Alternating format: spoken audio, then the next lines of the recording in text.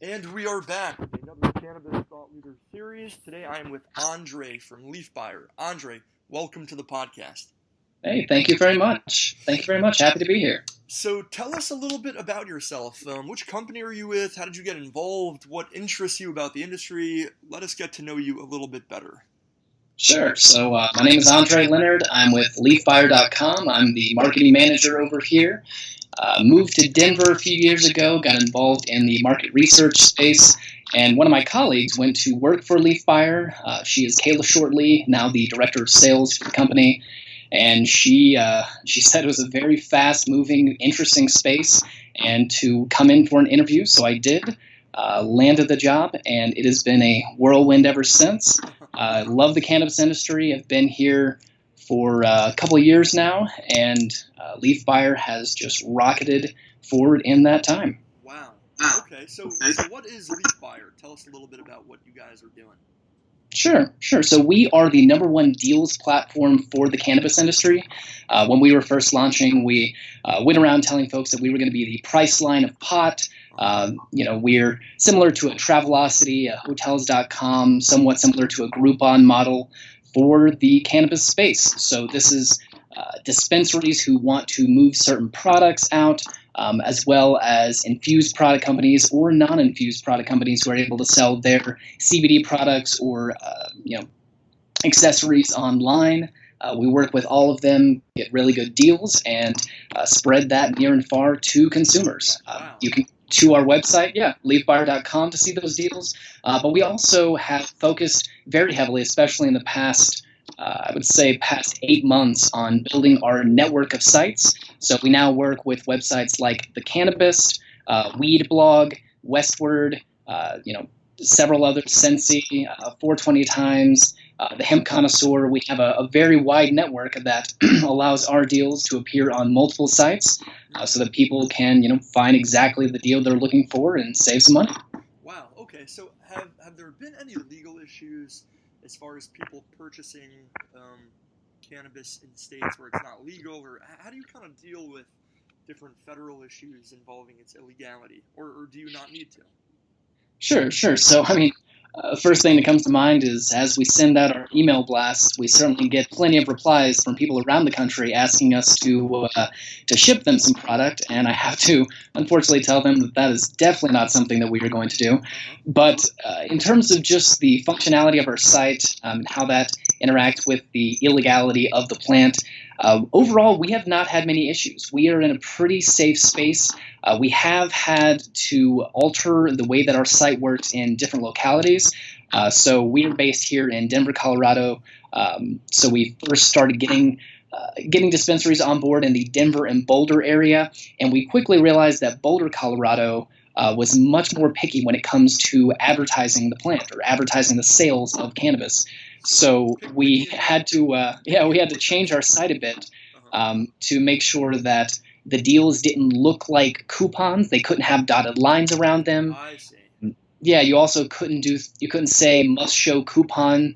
You had to imply that they could get the deal without a coupon because of the basically just the picky way that Boulder wanted to handle their marijuana advertising. Boulder has softened up their tone now, and it looks like they're starting to catch up to the rest of Colorado and really having a fair marketplace. But overall, we have not had many issues there. The other area that comes to mind is once we first launched in SoCal, so in the Los Angeles area, we had to learn about the difference between the different types of legal businesses there. So we didn't want to work with businesses that were going to get quickly shut down and might disappoint consumers, but also put us in a legally tricky area. Yep. So we've had to target businesses that the very few that are definitely legal, and hopefully that won't be an issue anymore now that California is rapidly moving to a recreational model. But for the most part, yeah.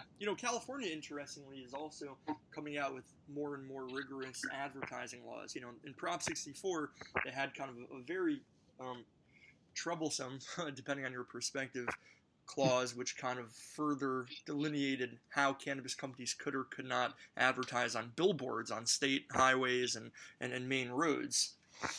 So, are you a fan of this kind of increased government regulation? Do you think it's necessary, or do you think it's more troublesome than it's worth? That's a good question.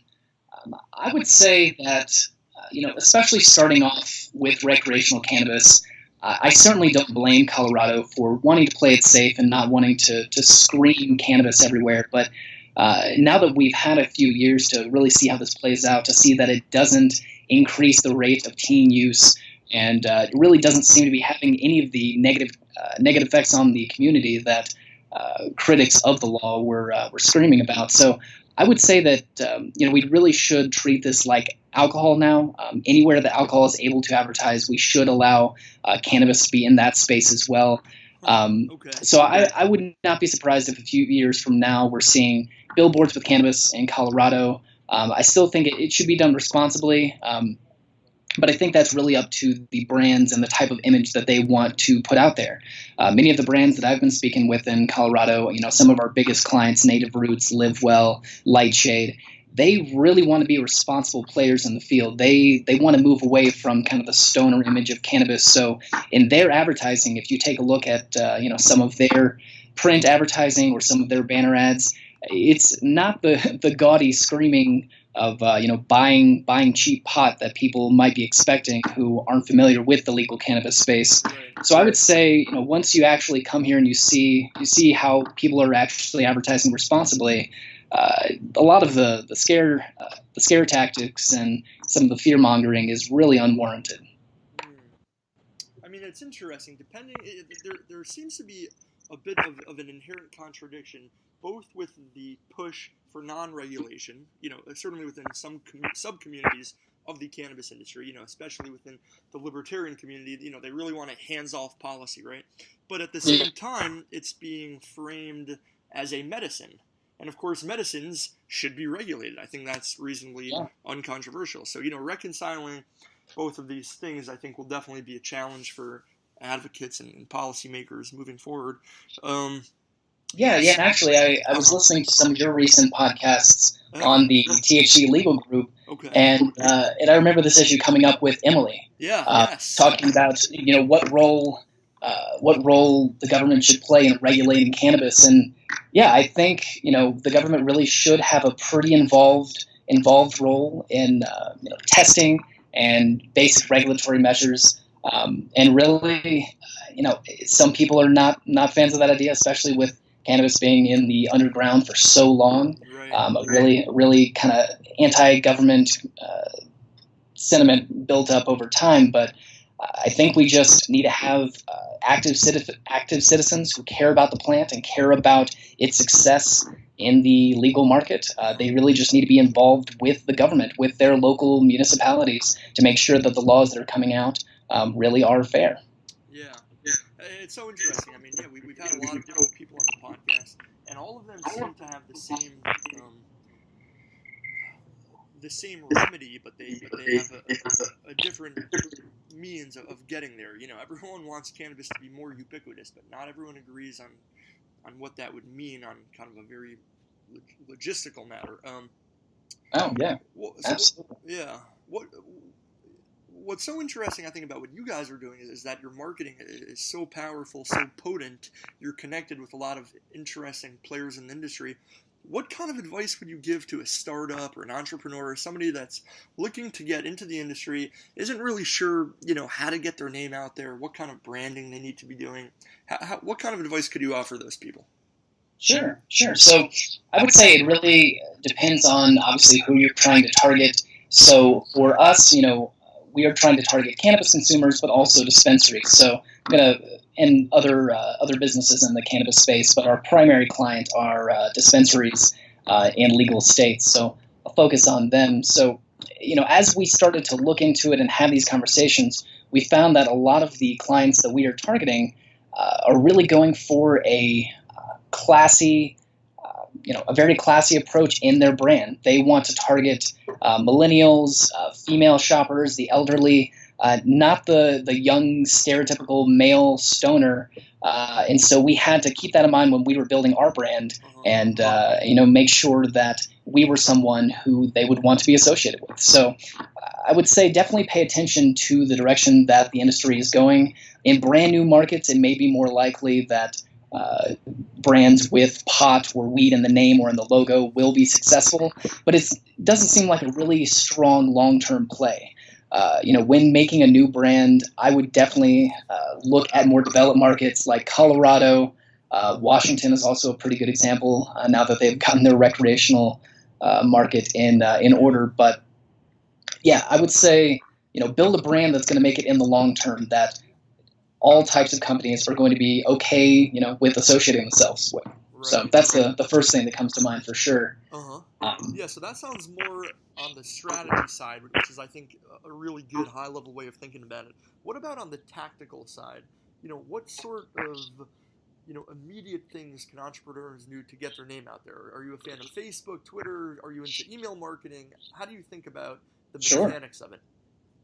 Oh, yeah. So email marketing is the first thing that comes to mind. That was a great mention there, because maintaining that contact with either your current clients or with people that you're just trying to expand your name to is absolutely huge. So we have a email database of consumers, about 16,000 now, and then we also keep a careful database of our current clients, and we keep in constant communication with them. That is key to making sure you are top of mind, especially for a brand like us that we have so many developments happening and we want to have these clients sending us updated deals all the time. So email marketing has been huge. I guess for a brand new brand wanting to get out there, social media can be frustrating. You have to make sure to play by the rules. You cannot go out on social media mentioning specific prices for cannabis.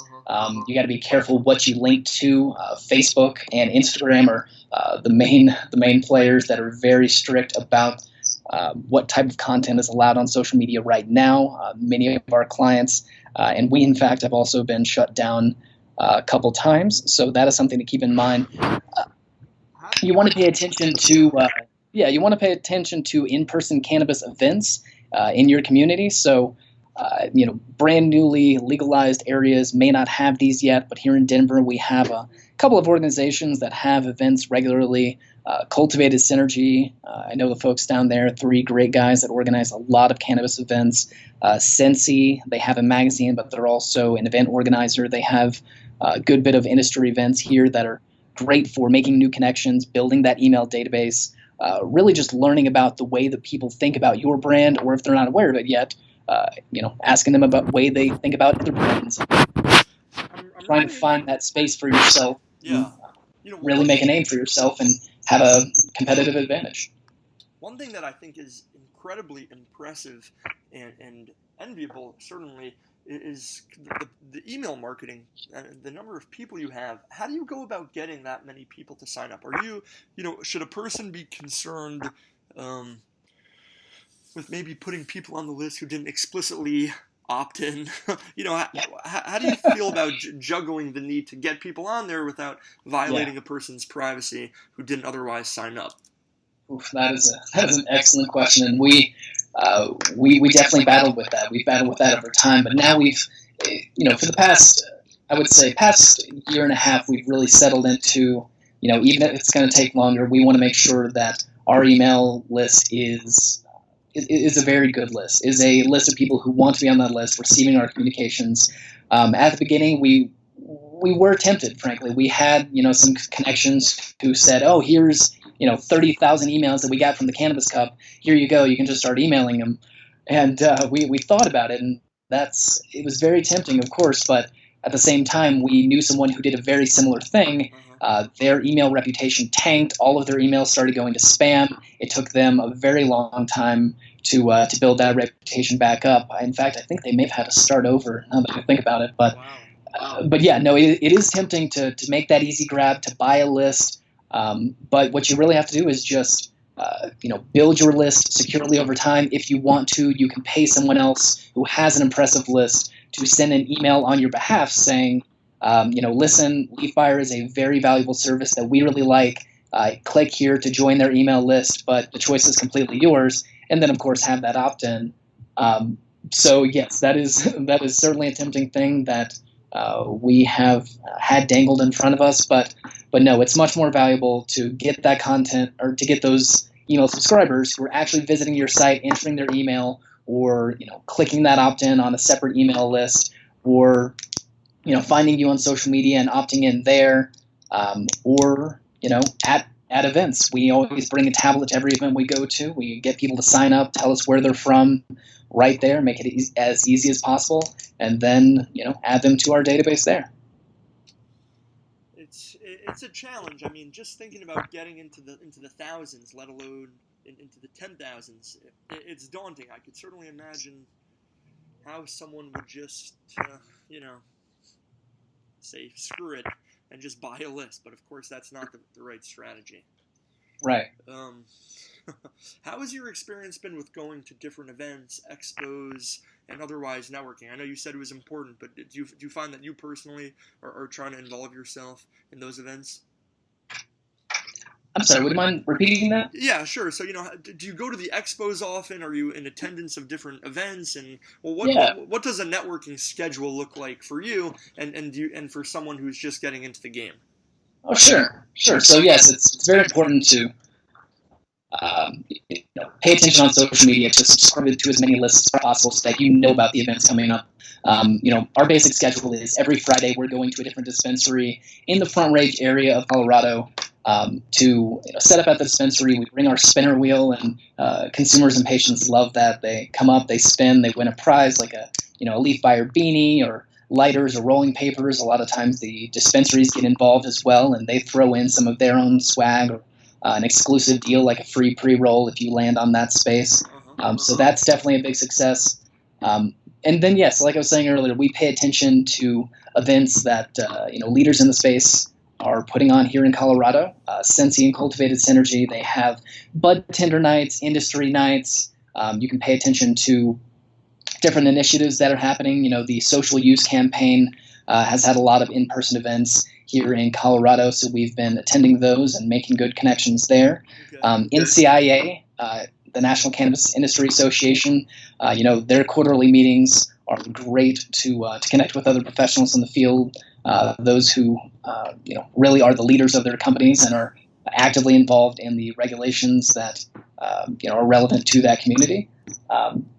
And then, yes, and other events that come to mind. Let's see, we have Champs coming up. We're flying out to Vegas in February for that. Wow. That is that's a big event that we attend in Vegas and in Denver.